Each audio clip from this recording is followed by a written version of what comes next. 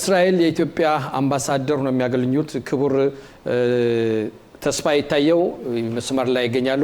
ጤና ይስጥልኝ ክቡር አምባሳደር። ጤና ይስጥልኝ። እንኳን አደረሰዎት። እንኳን አብራ ደረሰን። እንዴት ነው? ደህና ነን። በቅድሚያ እስኪ እንዴት ነው ሀገረ እስራኤል ጦርነት ላይ ነው ያለ ነው። እርሶም ሆኑ የስራ ባልደረቦቹ እንዴት እየተወጣችሁት ነው ያለ ይህን ጦርነት እንዴት ይዟችኋል? በጣም አመሰግናለሁ ስለጠየቅከን። በአጠቃላይ ደህና ነን። የኤምባሲው ባልደረቦች፣ የኤምባሲ ቤተሰቦች ሁሉም ደህና ናቸው። ያው በሆም ፍሮንት ኮማንድ የሚሰጠውን መመሪያ እየተቀበልን እሱን ተግባራዊ እያደረግን እስካሁን ድረስ በደህና ሁኔታ ላይ ነው ያለ ነው። መመሪያው በደንብ ይደርሳችኋል? ከእናንተ ትቀበሉታላችሁ? ተለየ የደጀን እዙ መመሪያ ይደርሰናል።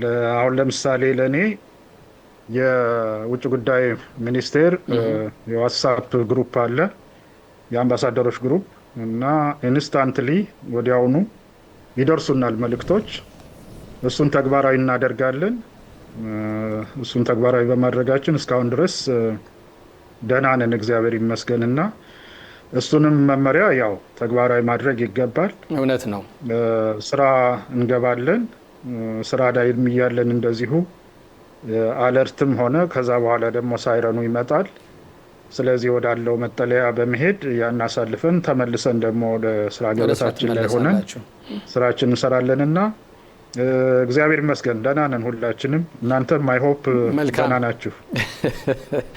እግዚአብሔር የተመሰገነው እኛ በጣም ደህና ነን። እስኪ ይህን በዚህ ከጨረስን በኋላ እንዴት ነው በአሁኑ ሰዓት በኢትዮጵያና በእስራኤል ያለው ግንኙነት ምን ይመስላል? በተለይ አሁን እስራኤል እንደሚታወቀው 30 ቀናትን አስቆጥራለች ጦርነት ከጀመርን። በዚህ ጦርነት ውስጥ የኢትዮጵያ ሕዝብ እንዴት ነው የሚመለከተው ያለ? ይከታተላል፣ ያያል? የኢትዮጵያ መንግስት አቋም እንኳን ባልልም በምን መልኩ ነው የሚመለከተው ያለ? አንደኛ የሁለትዮሽ ግንኙነትን በተመለከተ በጣም ጥሩ ነው።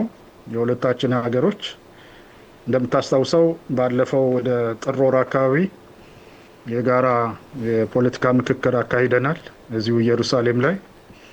የሁለትዮሽ ግንኙነቱን በዲፕሎማሲ፣ በፖለቲካ፣ በኢኮኖሚ፣ በጂኦፖለቲክስ በአጠቃላይ በጸጥታ ጉዳዮች በደንብ ለማየት ለመገምገም እና ይበልጥ የሚጠናከርባቸውን ሁኔታዎችንም የመለየት ስራ ተከናውኗል እና በግምገማችን በአሰስመንታችን ግንኙነታችን ጥሩ ደረጃ ላይ እንዳለ ነው መገንዘብ የተቻለው እና ይበልጥ እያጠናከሩ መሄድ ነው።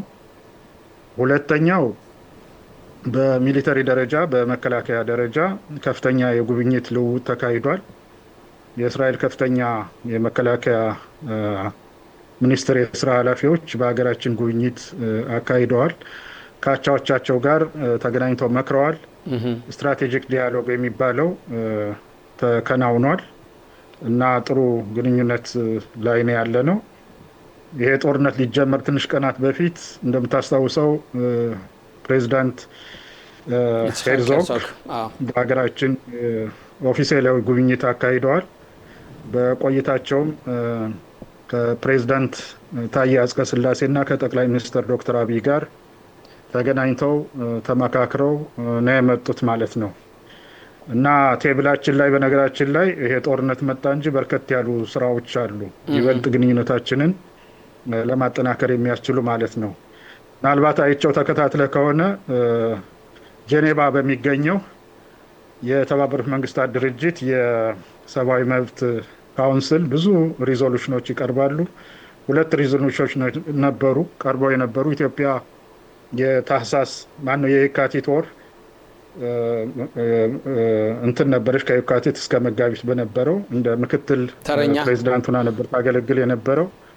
2 ሪዞሉሽኖች እስራኤልን በተመለከተ ቀርበው ነበረ እና መነጋገሪያ ሆኖ የነበረው በዲፕሎማቲክ ሰርክሉ በተለይ በዌስት ባንክ በእስራኤል በተያዙ ምናምን በሚል ፖለቲካሊ ሞቲቬትድ የሆነ ኤሌመንት ያለው ሪዞሉሽን ቀርቦ ነበረ። እሱን ኢትዮጵያ ተቃውማ ነው እንትን ያለችው። ምስራቅ ኢየሩሳሌም በተመለከተ ይቀርባል።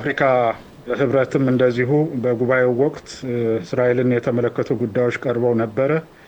በእኛ በኩል አስፈላጊውን እንትን አድርገን በዛ ደረጃ ነው ያለው። ስለዚህ እንዲያው ባጭሩ እንደ ማሳያ ሆኖ ሊያገለግል ይችላል። ያለው ግንኙነት በጣም ጥሩ ነው። እንዳልኩት የአንድ ወር ምናምን ላይ እኛ መደበኛ ስራችን ላይ እንዳናተኩር አድርጎናል። ከዚህ ወደዛ ከዛ ወደዚህ የሚደረግ የአየር ትራንስፖርት እንቅስቃሴ የለም። አንተም በደንብ እንደምታስታውሰው በርካታ ምዕመናን በዚህ በፋሲካ በትንሣኤ በዓል ወቅት በዓሉን እዚህ በኢየሩሳሌም ለማክበር ይመጡ ነበር፣ ተመዝግበው ነበረ።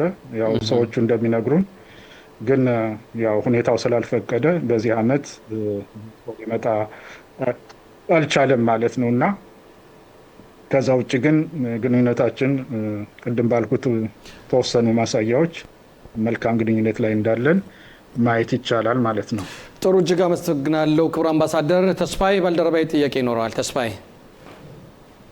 አዎ፣ ጤና ይስጥልኝ ክቡር አምባሳደር። በመጀመሪያ ለእርሶም ለቤተሰቦም ለጠቅላላ ለክርስትና እምነት ተከታዮች እንኳን ለፋሲካ በዓል አደረሰዎት እያልኩኝ የኔ ጥያቄ በእውነት የሁለቱ ሀገራት ትስስር ከረጅም ጊዜ ዓመታት በኋላ አሁንም እየሰራ ያለ ነው። የኢትዮጵያ ኤምባሲ ወደ ኢየሩሳሌም የማይተላለፍበት ምክንያት ምንድን ነው አምባሳደር? ለምን ይመስላል አንተ የማይተላለፈው? እኔ እንጃ። ለዛ ነው ለዚህ መልሱን በጋራ እንፈልጋለን። እዚህ ላይ አዎ፣ ይሄ እንግዲህ ወደ ሌላ አቅጣጫ የሚወስዱ ብዙ ጥያቄዎች አሉ። እያንዳንዱ ሀገር የራሱ የሆነ ምልከታ ይኖረዋል። እያንዳንዱ ሀገር የራሱ ምልከታ ይኖራል። ይሄ የበለጠም ብዙ ውይይት የሚያስፈልገው ነገር ነው። የኢትዮጵያ ኤምባሲ ብቻ ሳይሆንም ብዛት ያላቸው ከእስራኤል ጋር ግንኙነት ዲፕሎማሲ ግንኙነት ያላቸው መቀመጫቸውን እዚህ ቴል አቪቭ አድርገው ያሉት ያም ከፍልስጤሞች ጋር ባለው ስምምነት አንጻር ይመስለኛል እስካሁን ብዙ አምባሳደሮች ኤምባሲያቸውን እዚሁ ቴል አቪቭ ውስጥ ያደረጉትና ከዚህ ጋርም አብሮ የተያዘ ይመስለኛል። የኢትዮጵያ ኤምባሲም እንደዚህ ያለው ክቡር አምባሳደር፣ አንደኛ እሱን ማብራሪያውን መስጠት ይቻላል። ይሄ ጥያቄ አሁን ባለንበት ወቅት የሚነሳ ጥያቄ ነው ወይ የሚል ነው። ሁለተኛ መልሱን የምታውቁት ይመስለኛል። እውነት ነው። የኢየሩሳሌም ከተማ ዕጣ ፈንታ ገና አላለቀም። ስለዚህ የተባበሩት መንግስታት እንትን ላይ ነው ያለ።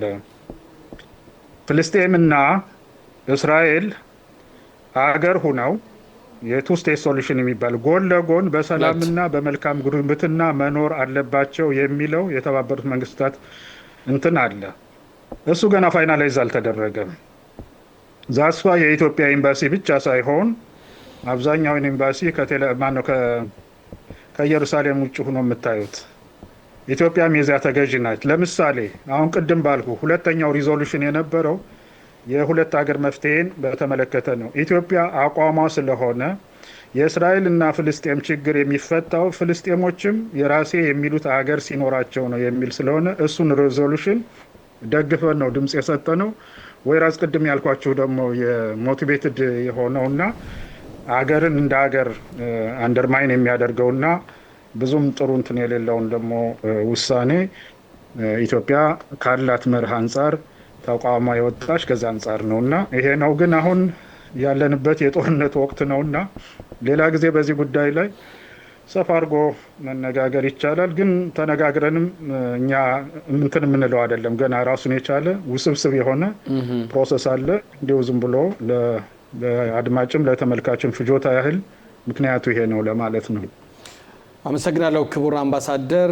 በማከታተል እንግዲህ ዛሬም ሁለተኛውን በተለይ በይሁዳውያን ሃይማኖት ተከታዮች ዛሬ የፋሲካ በዓል የሚያበቃበት ነው። እንደው ይህን የፋሲካ በዓል ማብቂያ እንዲሁም በኦርቶዶክስ እምነት ተከታዮች የፊታችን እሁድ የፋሲካ በዓል የሚሆንበት ነው።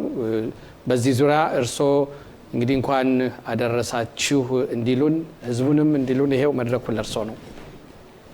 በጣም አመሰግናለሁ። በቅድሚያ የፋሲካ በዓል በይሁዲ እምነት ተከታዮች ፔሳ ነው የሚባለው አይደል? ፔሳህ ያው ነው፣ አንድ ነው።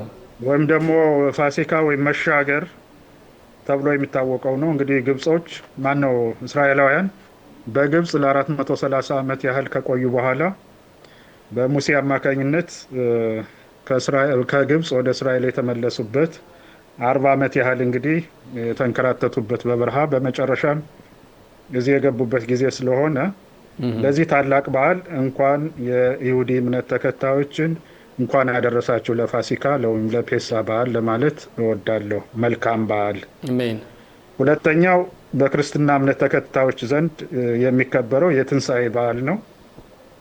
እሱ እንግዲህ ክርስቶስ ያው ሞቶ የተነሳበት በዓልና ትልቅ በዓል ነው። ለሰው ልጆች ሲል አምላክ ወደ ሰውነት መጥቶ መስዋዕትነት ከፍሎ በኋላም አምላክነትን አሳይቶ እንግዲህ ሰሞነ ሕማማት የሚባለው ከሰሞኑ በክርስትና በተለይም በኦርቶዶክስ ተዋሕዶ ቤተክርስቲያን ዘንድ ከፍተኛ የሆነ የጾምና የጸሎት ጊዜ ነው። በኋላ ደግሞ ያው ፋሲካው ማነው ትንሣኤው ይመጣል፣ ፍስክ ይሆናል፣ ጾሙ ይፈታል ማለት ነው። ስለዚህ ለመላው የክርስትና እምነት ተከታዮች በተለይም ደግሞ ለኢትዮጵያ ኦርቶዶክስ ተዋሕዶ እምነት ተከታዮች እንኳን ለ2018 የትንሣኤ በዓል በሰላም አደረሳችሁ። መልካም በዓል ይሁንላችሁ ለማለት እወዳለሁ። በድጋሚ በጣም ነው የማመሰግነው። አመሰግናለሁ ክቡር አምባሳደር። እኛም በዚሁ እጅግ በጣም ከርሶ ካሉት እንከተላለን። እንኳን አደረሳችሁ እናለን ሁሉንም። እናንተ ኤምባሲያችሁም የሚያደርገው ክንውን በተለይ እኔ ቃሌን ልሰጥ እችላለሁ፣ በተደጋጋሚ ተገኝቻለሁ። የእስራኤል በዓላት ሲኖሩ ሲከበሩ እርሶም ኤምባሲው ሰራተኞች በመሆን ህዝቡን በመጥራት ማህበረሰቡን በመጥራት በዓሉን እንደ ሮሽ ሃሻና አድርገን ብንወስድ የፑሪምን በዓል ብንወስድ የተለያዩ በዓላትን አብረው ከኤምባሲው ጽሕፈት ቤት ውስጥ እያከበሩ ይገኛሉ፣ እያከበራችሁ ነው። በዚህም ልናመሰግን ወዳለሁ። በእውነት ይህም አንዱ ትልቅ ሁለቱን ሀገር ሊያተሳስር ከሚችሉትኝም ባህል አንዱ ይሄ ነውና እግዚአብሔር ይስጥልን ክቡር አምባሳደር፣ እናመሰግናለን። አመሰግናለሁ። መልካም በዓል በድጋሚ አመሰግናለሁ።